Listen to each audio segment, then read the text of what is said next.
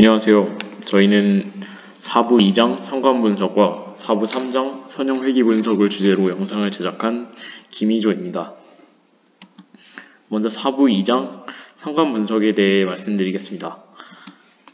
상관관계 분석이란 연속 변수로 측정된 두 변수 간의 관련성이 있는지를 알고자 할 때 사용합니다. 상관관계 분석을 통해 상관계수 R과 유의 확률을 구할 수 있는데 이 값을 토대로 두 연속 변수 간 관련성을 검증할 수 있습니다. 상관계수란 변수들 간 직선적 연관성 정도를 나타내는 값입니다. 직선적 연관성은 한 변수가 증가할 때 다른 한 변수가 직선적으로 얼마나 증가하는지 혹은 감소하는지를 의미합니다. 상관관계 분석에서는 두 변수 간 인과관계 혹은 어떤 변수가 선행하는지는 알아보기 어렵습니다.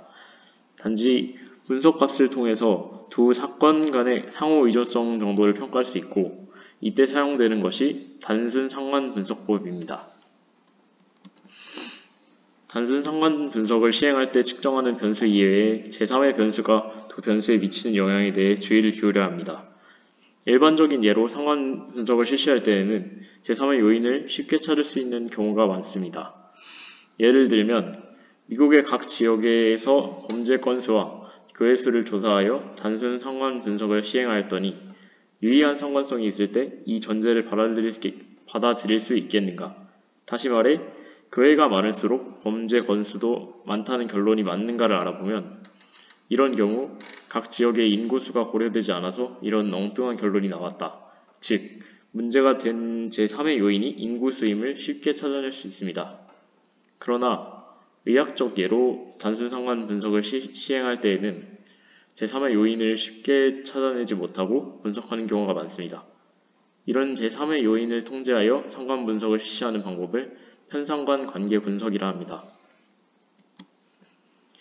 위의 두 그림은 각각 표본의 산포도와 상관관계의 계수, 즉 R값의 의미를 보여주는 그림과 오른쪽 그림은 형태에 따른 R값을 보여주는 그림들입니다. 상관계수는 -1부터 1 사이의 값을 가집니다. 그림을 해석하자면 0으로 갈수록 선형적 상관관계가 없는 것이고 또는 양의 1에 가까울수록 또는 양의 선형관계가 있다고 말할 수 있습니다. 단순 상관 분석은 두 연속 변수의 상관계수 값을 측정해 유의성을 검증하는 분석으로 조사된 자료의 수에 따라 모수적 방법과 비모수적 방법이 존재합니다. 일반적으로 의학 자료는 예가 30개가 넘으면 모수적 방법을 적용합니다. 보통 상관계수라 하면 모수적 방법인 피어슨 상관계수를 말합니다.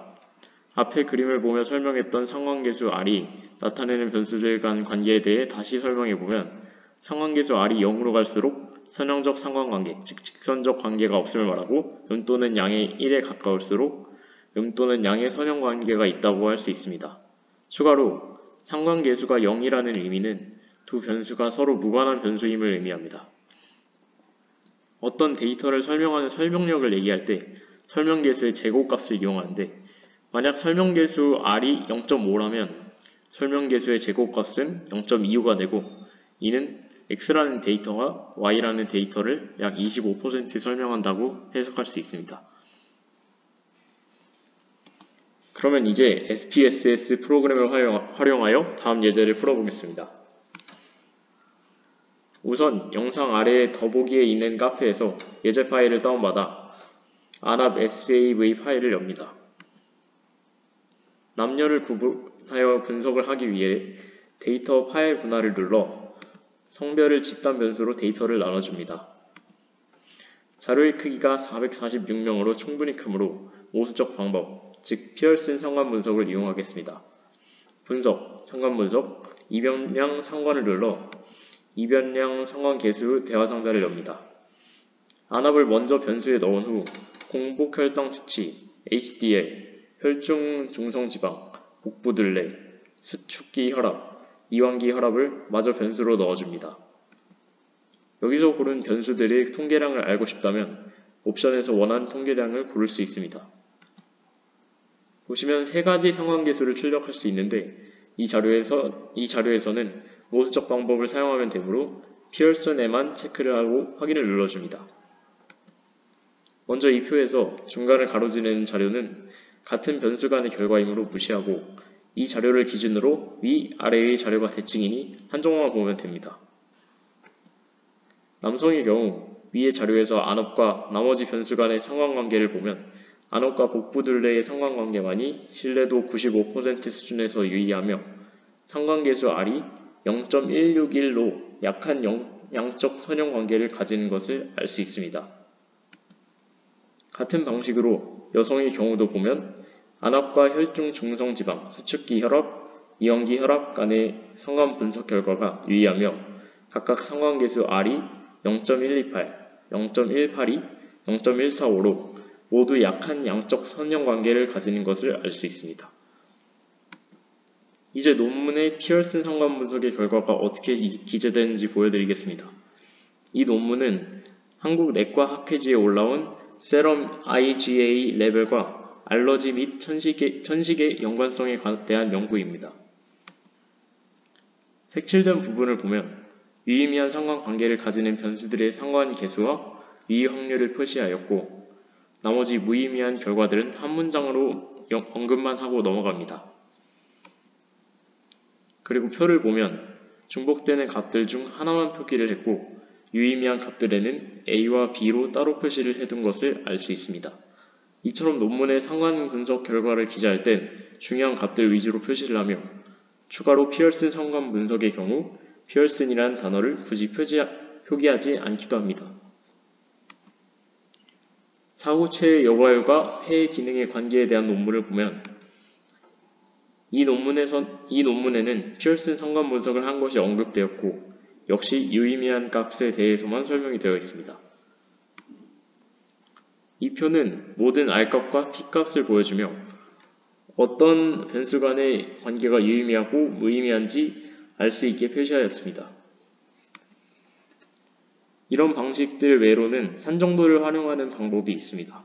그래프 레거시 대화상자 산점도를 눌러 산점도 대화상자를 열고 단순 산점도를 누른 후 확인을 누릅니다.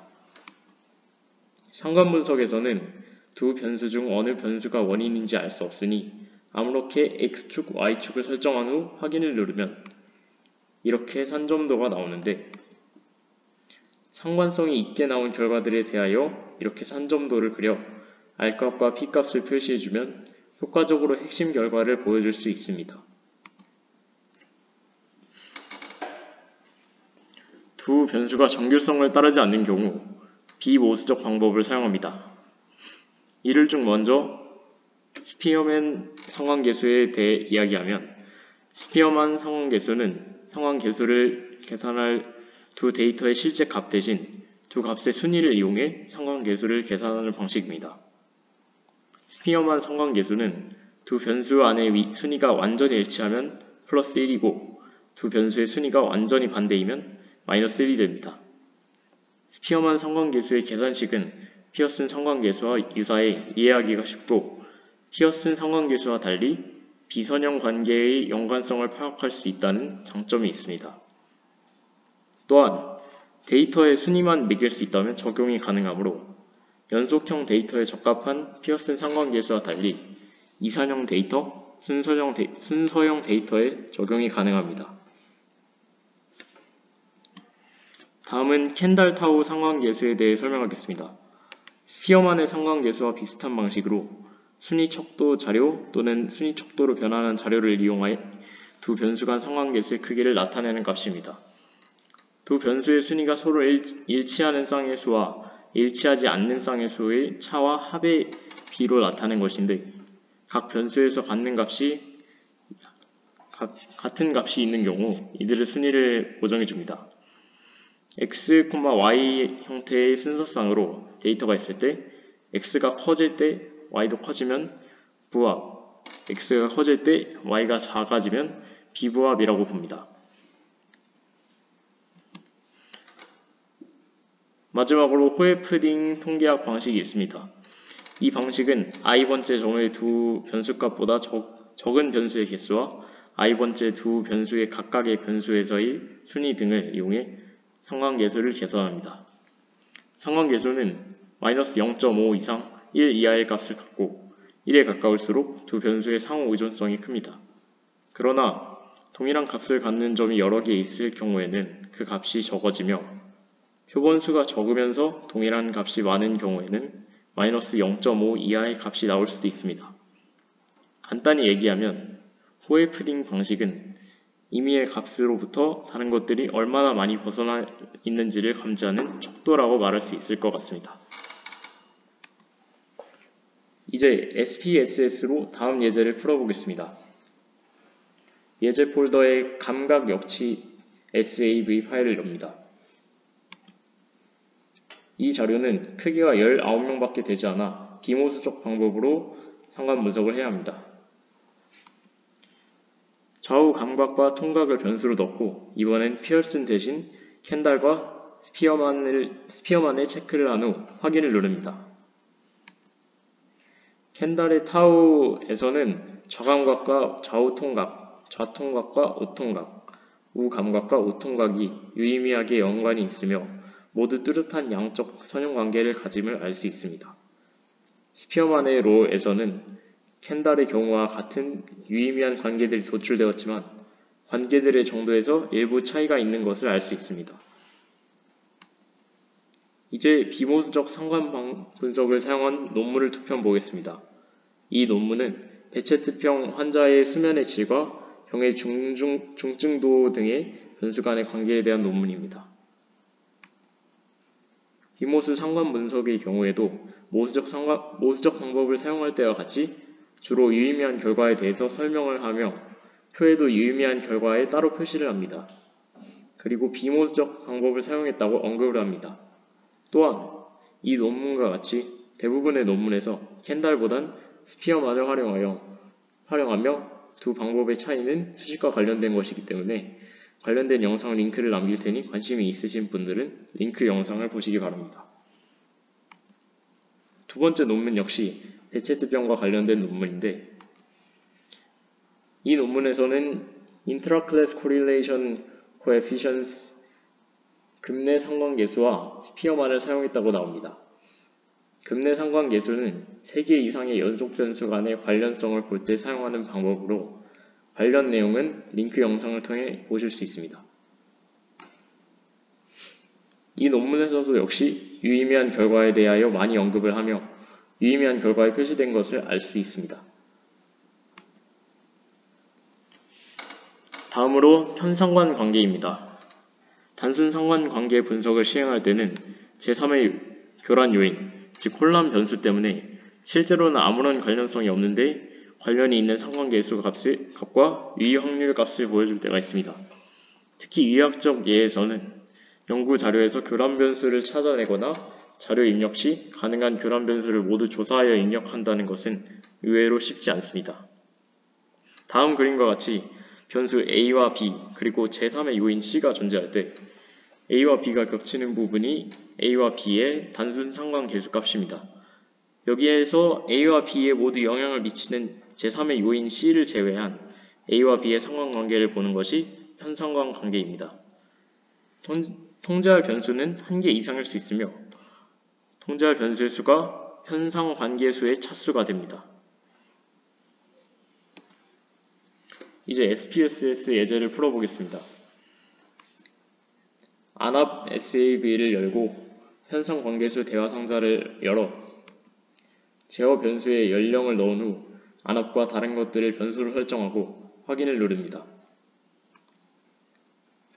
연령을 통제하여 남성의 안압과 복부 둘레의 편상관 분석을 한 결과 상관계수가 0.161에서 0.147로 변화하였고 유의 확률은 0.026에서 0.044로 변화했습니다.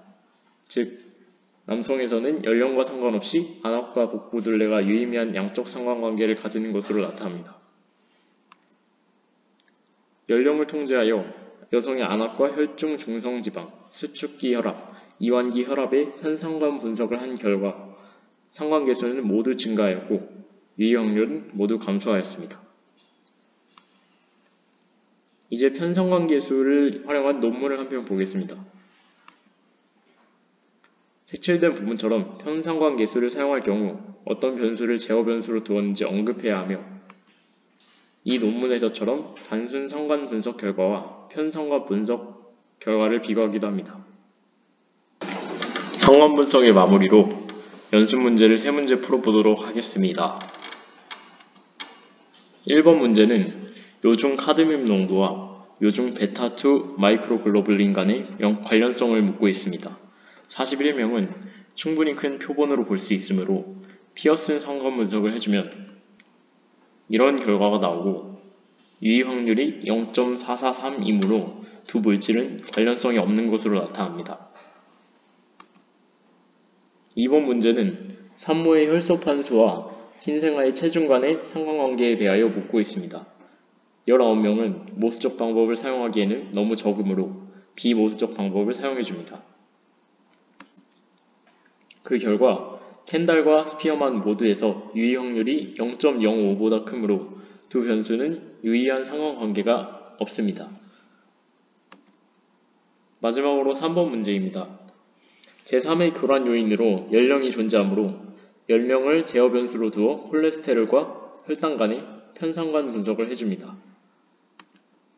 그 결과 연령을 통제한 경우 유의 확률이 0.106으로 증가하여 두 변수는 유의한 상관성이 없는 것으로 나타납니다. 이제 사보 3장 선형 회귀 분석을 알아보겠습니다. 선형 회귀 분석을 알기 전 먼저 알아야 할 개념인 회귀 분석은 무엇일까요? 회귀 분석이란 상관 분석과 분산 분석이 확장된 개념입니다. 연속성 변수로 측정된 독립 변수들과 종속 변수 간의 함수 관계를 규명하는 통계적 분석 방법입니다. 다시 원래의 자리로 돌아온다란 회귀의 개념을 통계 분석에 처음으로 사용한 사람은 영국의 우생학자 갈튼이었습니다. 당시 주위의 1078가구의 키 자료를 수집하여 독립 변수인 아버지의 키에 따른 종속 변수인 아들의 키의 관계식이 양의 직선 관계이고 기울기가 45보다 작다는 것을 통해 아들의 키는 인간의 평균 키로 회귀하려는 경향이 있다고 주장했습니다.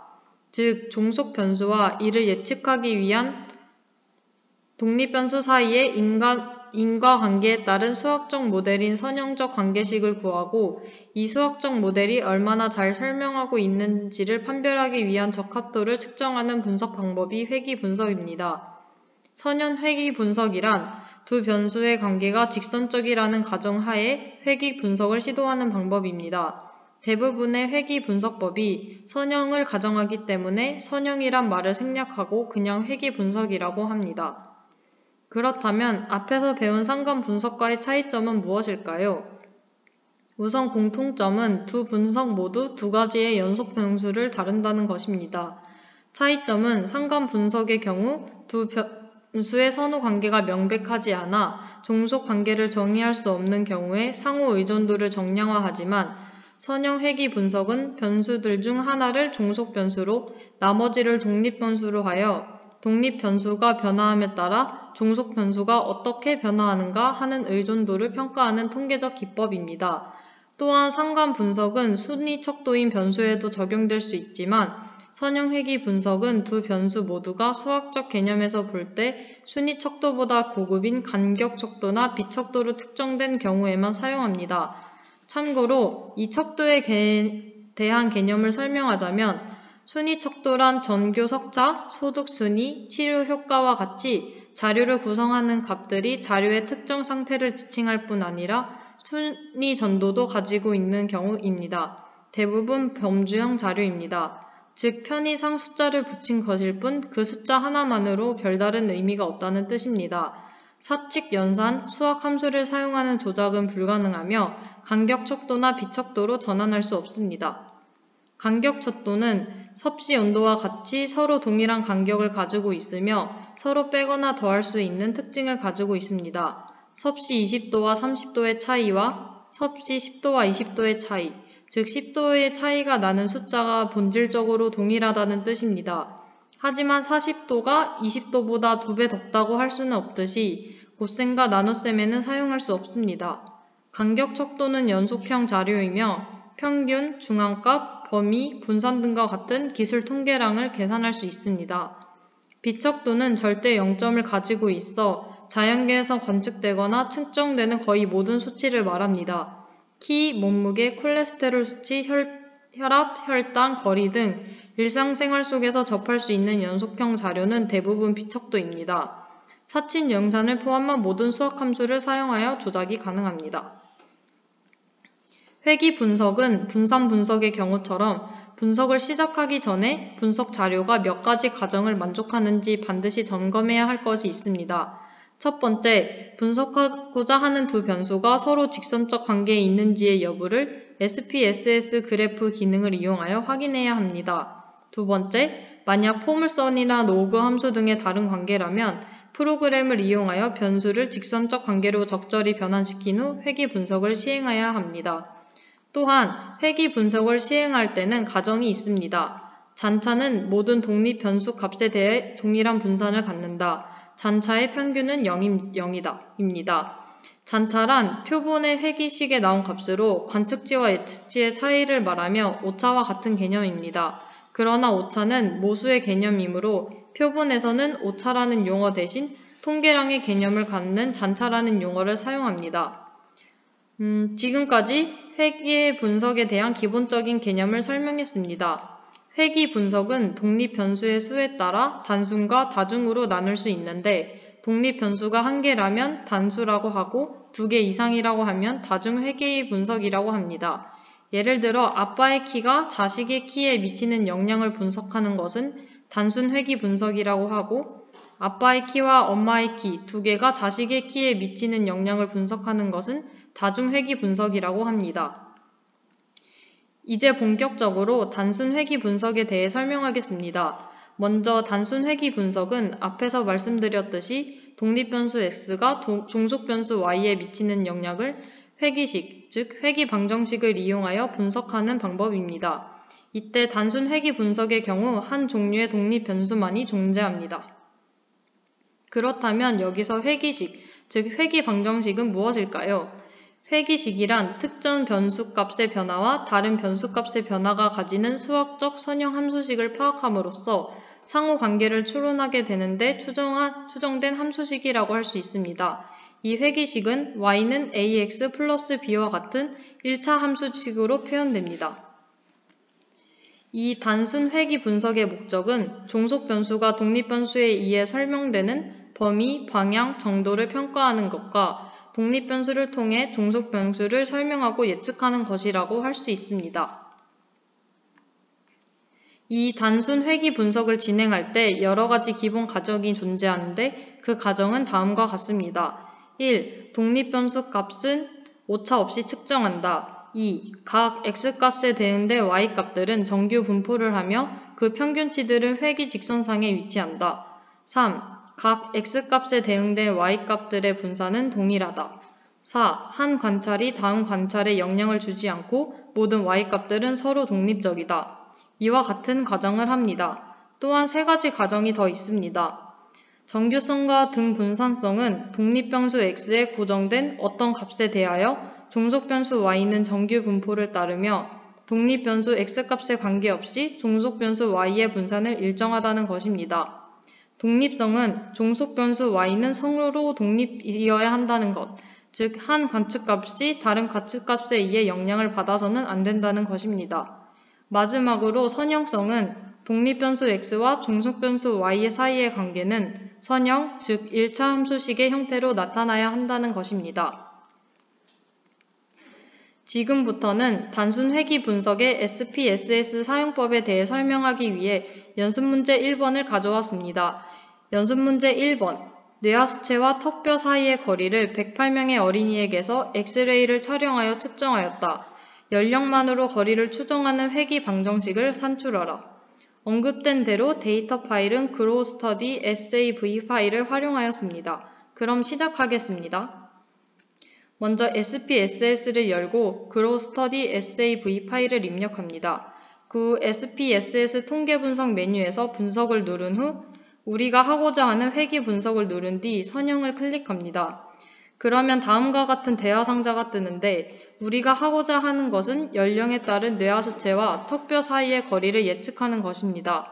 그래서 독립변수 X값의 연령, 종속변수 Y값의 뇌하수체와 턱뼈 사이의 거리를 넣어줍니다. 그러고 확인을 눌러주면 이러한 결과창이 나옵니다. 위에서부터 차례대로 설명하겠습니다. 먼저 입력 제거된 변수입니다. 이 부분은 단순 회귀 분석에서는 큰 의미가 없는 부분이기 때문에 넘어가도록 하겠습니다. 다음 모형 요약입니다. 여기 보시면 R과 R제곱, 수정된 R제곱 값과 추정값의 평균 오차가 보이는데 여기서 중요한 것은 R제곱 값입니다. R제곱값이란 상관계수의 제곱값입니다. 이 제곱값은 이 모형이 성립하는지 성립하지 않는지를 판단하는 하나의 요소가 됩니다. 여기에 나타난 결과로 R제곱값을 설명하자면 어린이의 뇌하수체와 턱뼈 사이의 거리는 연령에 의해 25.6% 설명된다 할 수 있습니다. 일반적으로 이 R제곱값의 결과가 65% 나와줘야 회귀식이 자료를 잘 설명한다고 할 수 있습니다. 하지만 이 모형에서는 65%보다 작으므로 회귀식이 자료 설명을 잘 못한다는 것을 알 수 있습니다. 수정된 R제곱값은 독립변수의 수와 데이터 수를 고려하여 나온 값인데 단순 회귀 분석에서는 잘 이용되지 않습니다. 하지만 뒤에 나올 다중 회귀 분석에 이용되므로 기억해 주시면 좋습니다. 다음은 분산 분석표입니다. 분산 분석표와 모형 요약의 차이점은 모형 요약의 경우 모형 적절성을 정도로 표현을 하지만 분산 분석표의 경우 모형의 적절성을 가설 검증의 형식으로 나타내게 됩니다. 이 분산 분석표에서 가장 집중해서 봐야 할 부분은 유일 확률 부분입니다. 이 유일 확률을 가지고 가설을 채택하게 되는데 유일 확률이 0.5보다 작을 경우에는 대립가설을 채택하고 0.05보다 클 경우에는 기무가설을 채택하게 됩니다. 지금 이 결과를 보면 유일 확률이 0.05보다 작기 때문에 이 추정된 회귀 모형이 적절하다는 것을 파악할 수 있습니다. 이 결과에 대해 정리를 하자면 모형 요약의 경우 R제곱값이 65%보다 작아 회귀식을 이용할 수 없었습니다. 분석표의 경우 유의 확률이 0.05보다 작아 대립가설을 채택하여 회귀 모형이 적절하다는 결과가 나왔습니다. 하지만 위의 두 조건이 모두 회귀식을 이용할 때에만 최종적으로 회귀식이 적절하다는 판단을 할 수 있습니다. 그렇다면 이 조건이 다 만족하여 회귀식을 만든다면 어떻게 만들 수 있을까요? 다음으로 나오는 계수 결과를 이용하여 만들 수 있습니다. 회귀식을 y는 ax 플러스 b라고 표현할 때 여기서 상주의 비표준화 계수 b값은 회귀식의 스몰 b값이 되고 연령의 비표준화 계수 b값은 회귀식의 a값이 된다고 할 수 있습니다. 이제 단순 선형 회귀 분석의 결과를 제시하는 방법입니다. 이 결과를 제시할 때 회귀식 하나로만 나타내면 너무 간단하므로 일반적으로 도표를 이용하게 됩니다. 지금부터 도표 작성에 대해 설명하겠습니다. 먼저 SPSS 통계분석 메뉴에서 그래프를 누르고 레거시 대화 상자를 누르고 그리고 산점도 점도표를 누릅니다. 그러면 다음과 같은 대화 상자가 나타나는데 단순 3 정도를 클릭한 후 정의하면 단순 성 점도 대화 상자가 나오고 X축에는 이전의 독립변수를 Y축에는 종속변수를 넣어주고 확인을 눌러주면 다음과 같은 그래프가 나오게 됩니다. 이 결과에 선형 적합선을 넣어줘야 하는데 이를 위해 먼저 도표를 더블 클릭합니다. 더블 클릭을 통해 도표 편집기를 열어줍니다. 그 후 요소를 클릭하여 전체 회귀선 적합을 클릭하면 특정 대화 상자가 나타납니다. 거기서 선형을 누른 뒤 창을 닫아주면 다음과 같은 도표가 산출되게 됩니다. 이로써 단순 회귀 분석을 마쳤습니다. 다음으로 다중 회귀 분석에 대해 알아보겠습니다. 우선 다중 회귀 분석을 시작하기에 앞서 알아야 할 사실이 있습니다. 대부분의 의학 자료는 종속 변수가 질병 또는 정상 이렇게 이분형 자료여서 오늘날 다중 회귀 분석보다는 로지스틱 회귀 분석을 더 많이 사용하게 되었습니다. 또한 내용이 어려운 다중 회귀 분석의 사용 빈도가 점점 줄고 있기 때문에 분석할 연구가 없다면 굳이 공부할 필요가 없다고 합니다. 그래서 이번 영상에서는 다중 회귀 분석이 무엇이고 언제 필요한지, 즉 분석의 목적을 알아보고 다중 회귀 분석을 수행함에 있어 고려해야 할 상황과 SPSS로 어떻게 분석을 시행하는지 알아볼 것입니다. 내용이 어렵고 이번 주제가 기본을 다지는 것이다 보니 SPSS를 활용함에 있어 이해하기 쉬운 예제를 설명하겠습니다. 우선 다중회귀 분석이 논문에 어떻게 적용되는지를 알아보기 위해 다중회귀 분석을 활용한 논문을 찾아보았습니다. 이 논문은 저혈전증과 혈액 투석을 시작하는 노인의 사망률과의 관계에 대한 논문이었습니다. 이 논문에 인용된 도표에 다중회귀 분석이 사용되었습니다. 위 도표는 세럼 소디움, 즉 나트륨 혈청과 관계 있는 요인들을 분석한 것입니다.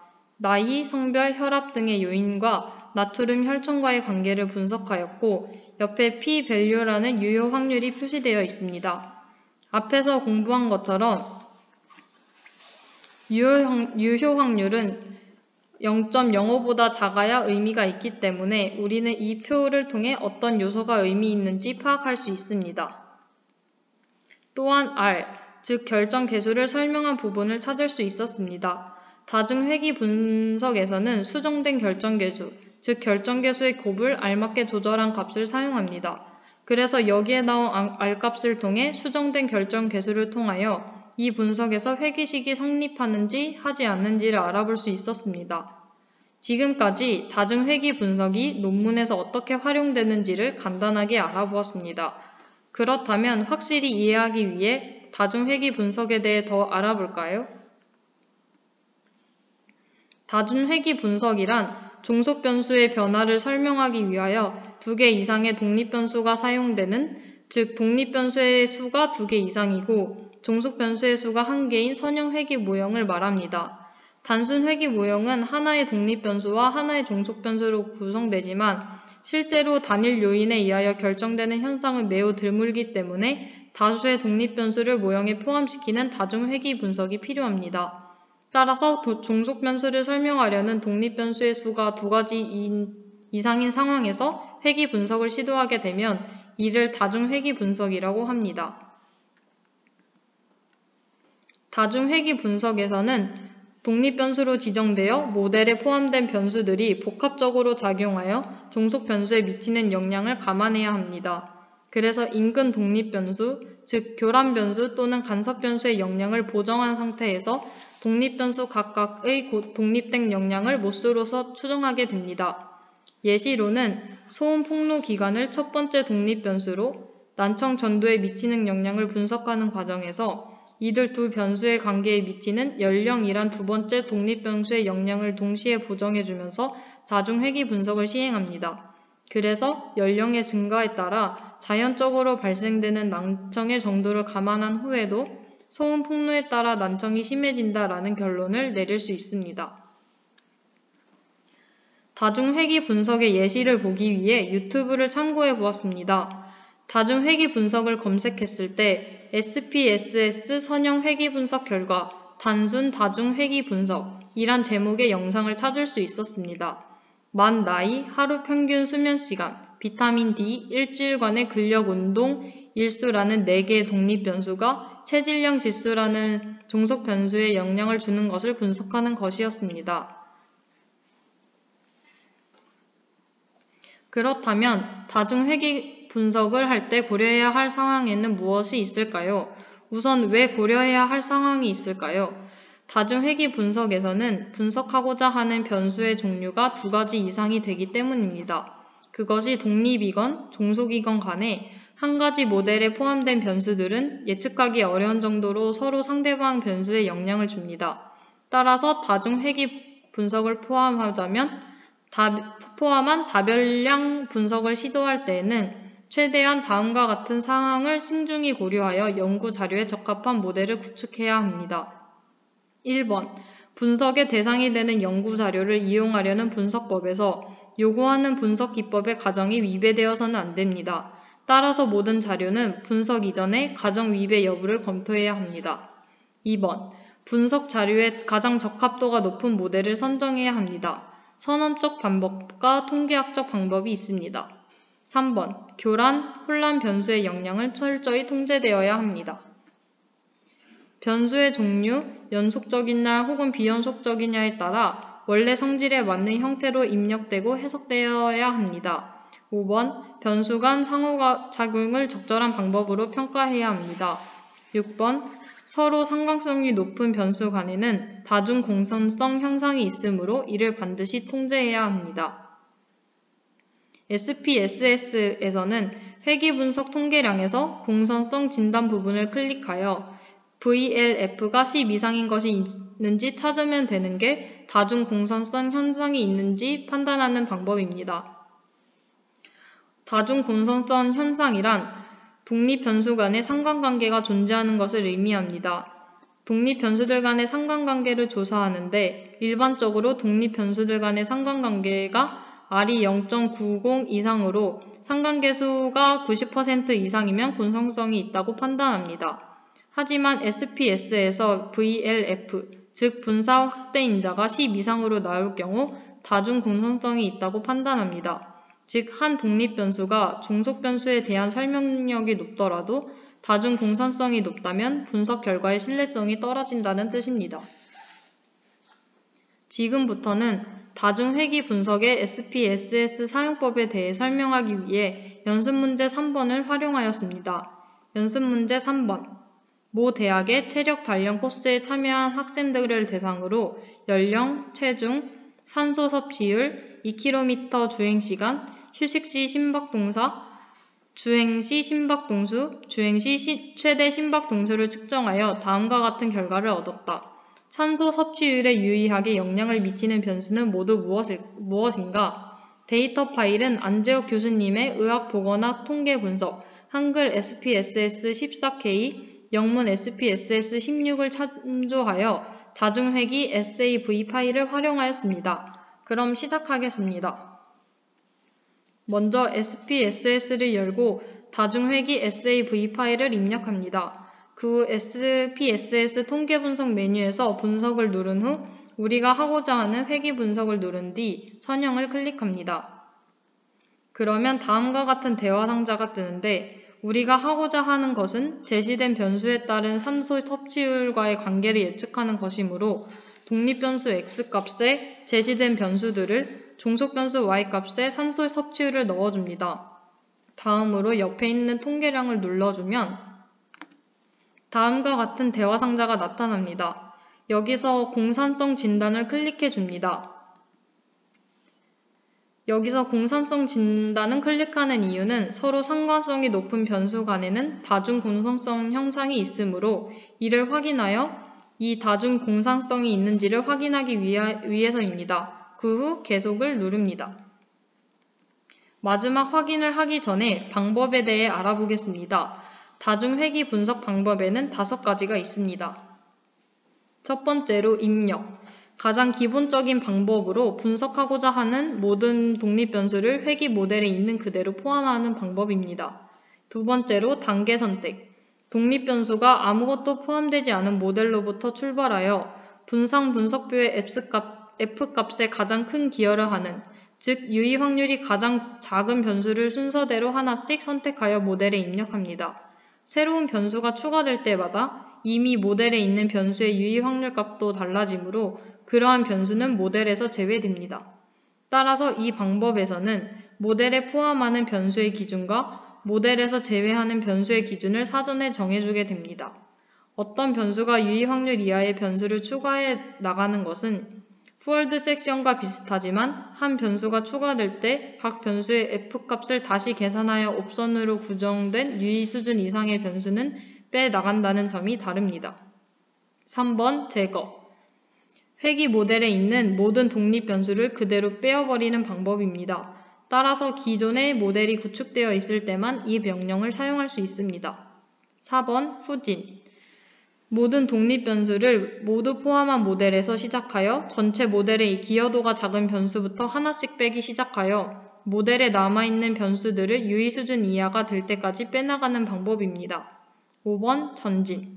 독립 변수가 하나도 포함되지 않은 모델로부터 출발하여 분산 분석표의 F값에 가장 큰 기여를 하는 변수를 순서대로 하나씩 더해가는 방법입니다. 이번 연습 문제에서는 입력이란 방법을 사용해서 분석합니다. 입력을 선택한 후 확인을 눌러주면 위와 같은 결과창이 나오게 됩니다. 위에서부터 차례대로 설명을 하겠습니다. 먼저 입력 제거된 변수입니다. 이전에 변수를 제거하지 않았기 때문에 제거된 변수는 아무것도 없습니다. 다음은 모형 요약입니다. 다중회귀 분석에서는 주로 수정된 결정계수를 사용합니다. 독립변수의 수가 늘어날수록 결정계수의 수가 높아지는 단점이 있어 이를 보완하기 위해 도입되었습니다. 따라서 다중회귀 분석에서는 결정계수가 아닌 수정된 결정계수를 주로 논문에 언급합니다. 하지만 논문 심사자 및 학회지의 특성에 따라 적절하게 쓰면 될 것 같습니다. 위 모형에서는 81.1% 정도 되며 65% 이상이므로 의미가 있다는 결론이 나옵니다. 다음은 분산 분석표입니다. 이것 또한 앞의 단순 회귀 분석과 마찬가지로 유의 확률이 중요하며 유의 확률이 0.05보다 작으므로 추정된 회귀 모양이 적절하다는 결론이 나옵니다. 결론적으로 앞에서의 모형 요약과 분산 분석표의 결과를 통해 회귀식이 성립할 수 있다는 결론이 나옵니다. 마지막 계수표입니다. 이 부분에서 중요한 것은 유의 확률과 VIP입니다. 먼저 VIF에 대해서 설명드리겠습니다. 여기서 VIF의 이용은 이 VIF의 값이 보통 10 이상이 되면 다른 독립변수들과 다중곤상성이 존재한다고 판단이 되며 이 10이 넘는 변수의 경우 그 변수를 제거해야 합니다. 다음으로 유의 확률입니다. 여기서의 유의 확률은 앞의 내용과 마찬가지로 0.05가 넘어가지 않는 변수를 채택하여 유의 확률이 작을수록 더 의미 있는 값이라고 할 수 있습니다. 따라서 여기에서 의미 있는 값들, 즉 산소 섭취율에 유의하게 영향을 미치는 변수들을 연령, 2km 주행시간, 주행시 심박동수, 최대 심박동수라고 할 수 있습니다. 즉 답을 이렇게 구할 수 있습니다. 지금까지 저희 영상에서는 4부 2장 상관 분석과 4부 3장 선형 회귀 분석을 알아보았습니다. 감사합니다.